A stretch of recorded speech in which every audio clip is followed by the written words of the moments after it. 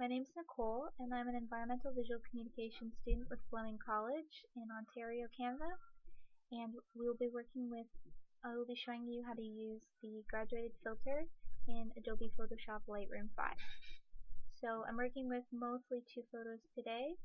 So to get to the graduated filter, you have to go to Develop. Once inside the Develop module, the graduated filter is located here, and the shortcut is M if you want to select it quickly. So I'm just going to set this. So this is my original photo. So the graduated filter is a linear gradient that can change exposure, color, temperature, etc. across an image on that gradient. So what we're going to do is I'm going to just change exposure to start with, and I'm going to go pretty dark, exaggerate it, so that way you can see it really easily when you first play with it on the screen.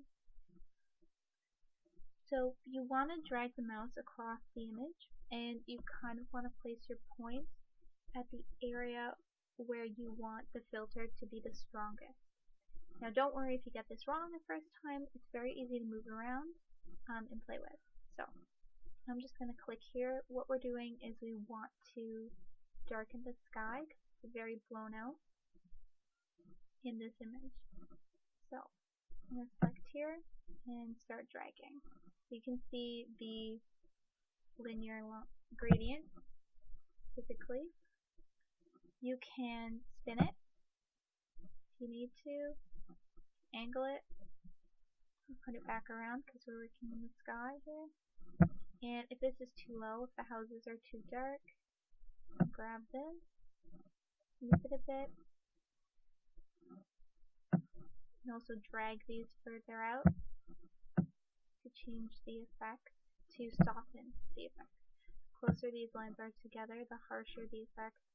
The further these are, the more graduated and subtle the effect will be. So I'm going to place it here. As you can see, the sky already darkened up. It might be a little bit too hazy up here. We can play with that. So let's do with my settings on the side here. If you ever want to hide this, you can press H to show it comes back there. So I'm going to play a little bit with the sky. Let me turn down the highlights, expose the shadows, and then I'm probably going to bring the exposure up a little. So it's just a matter of playing with your settings a little bit. The contrast a little. So this graduated filter is good for a few different things. The main reason I would use it is to change the exposure in an image in about a half or a section of the image. So it's really good for revealing hidden details in the sky. Now as you can see, this image isn't the most wonderful image. It's still very blown out up here, but I'm bringing out detail over here in the clouds and in the blues that you couldn't see before. You can also play with the white balance in an image by using the graduated filter. So if I use the temperature and tint here, I can adjust the white balance. So if I pull it this way, it'd be very blue tones, probably a little bit too much, not very real looking. Also pull it over into the yellows, which kind of give it a sunset, sunny cast to it.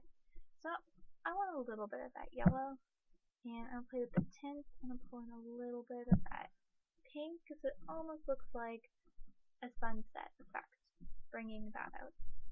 And then if you ever want to see where you started to where you ended up, just select this icon here, and you can see the difference. So once you're happy with it, you can click done, and the image is set. Don't worry about it if you want to change it back. You can always press reset and start over.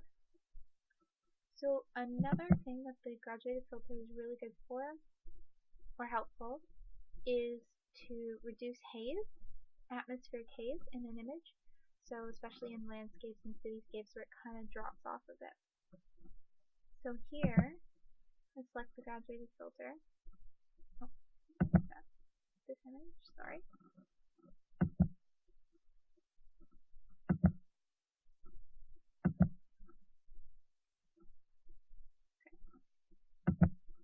So I'm going to use the graduated filter here to try and improve the haziness and vagueness of the background and pop out the sky a little bit more.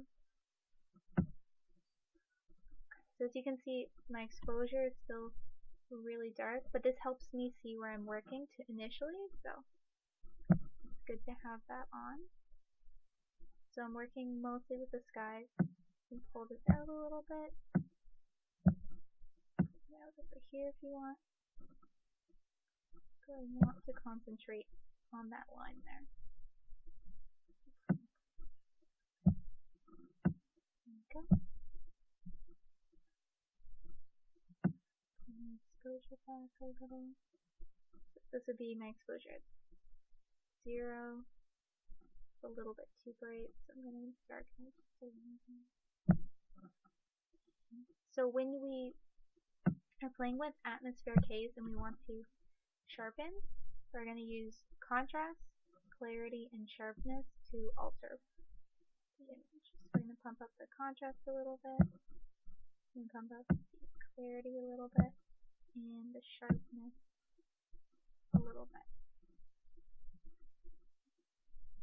So that's bringing out our ridge line here and getting rid of some of the haze here.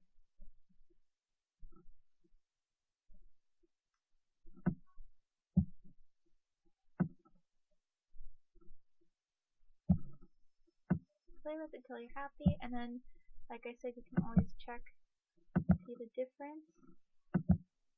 So see how light the houses are here. Bring it in. The exposure helps bring that out a little bit more. And then if you're happy with it, just click done.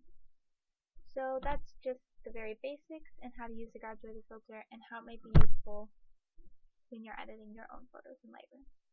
Thanks.